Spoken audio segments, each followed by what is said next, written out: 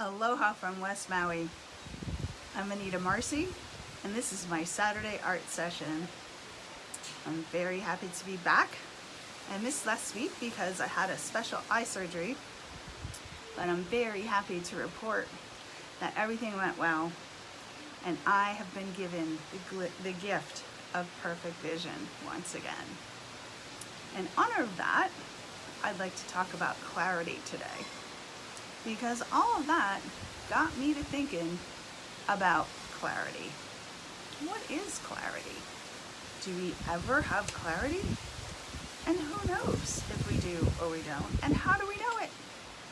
So I thought about all that, and I came up with an idea that I'd like to share with you today about determining clarity and using that clarity to make good decisions. So the first level of clarity I'd like to talk about is physical clarity. And that goes with the obvious things, such as being able to see clearly with your eyes, hear well with your ears, and so on and so forth. And that, to me, is our first really foundational element of clarity. The second element of clarity I'd like to talk to you about is our emotional level of clarity.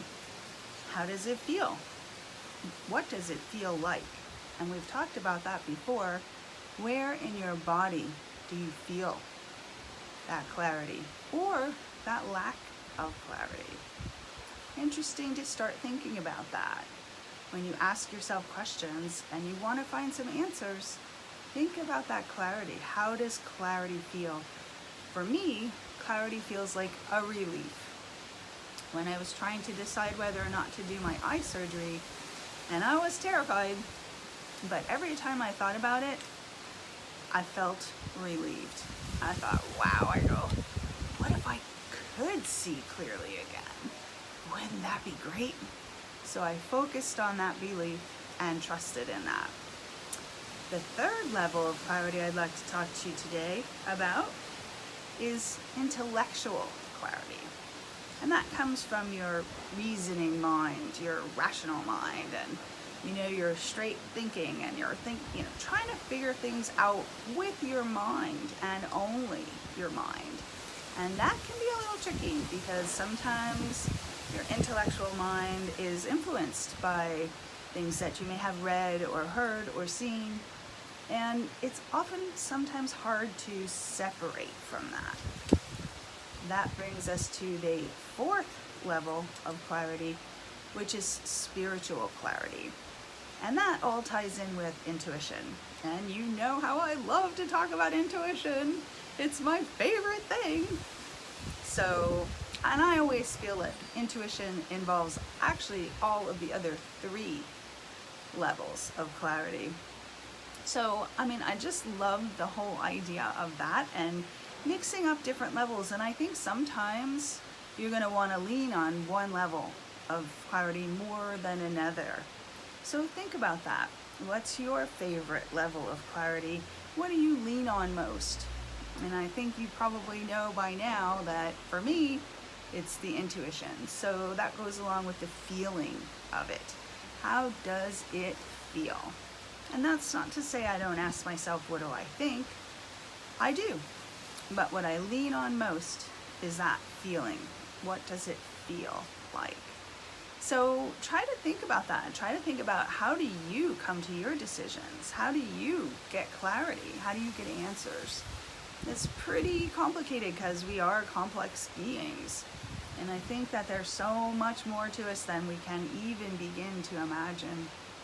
But if we take it in little pieces, take it in little parts, and we can kind of just see what works best for us, I think it's a pretty wonderful toolbox, let's call it, that we all have. So again, I'm going to go over the four levels of clarity. The first being your physical clarity. Again, all of your senses, your eyes, your ears, your smell, your touch, all of your senses that we have. Your emotional clarity, which is simply how does it feel, and how does it feel in your body, and how does it feel in your mind. And again, I mentioned a little earlier, but one of the things I love to do when I'm thinking about emotional clarity is I like to do a pretend. I like to pretend that I've already done it. And how does it feel? I also like to pretend that I haven't done it. How does that feel? And that oftentimes can be enough to help me make up my mind about a decision, something that I'm trying to work towards or to do or to choose. But life is full of decisions and we have to always be making decisions. So why not use our clarity to help us make those decisions? So again, that's physical clarity, emotional clarity, intellectual clarity, again, is your thinking mind. You know, what do I think?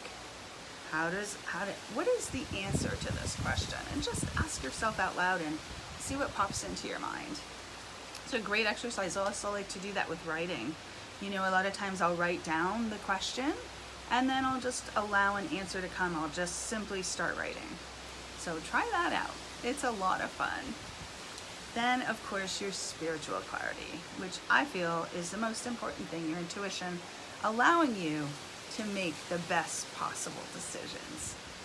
So, think about that, and what is your favorite way to find clarity? Again, I am so grateful to be able to see clearly again.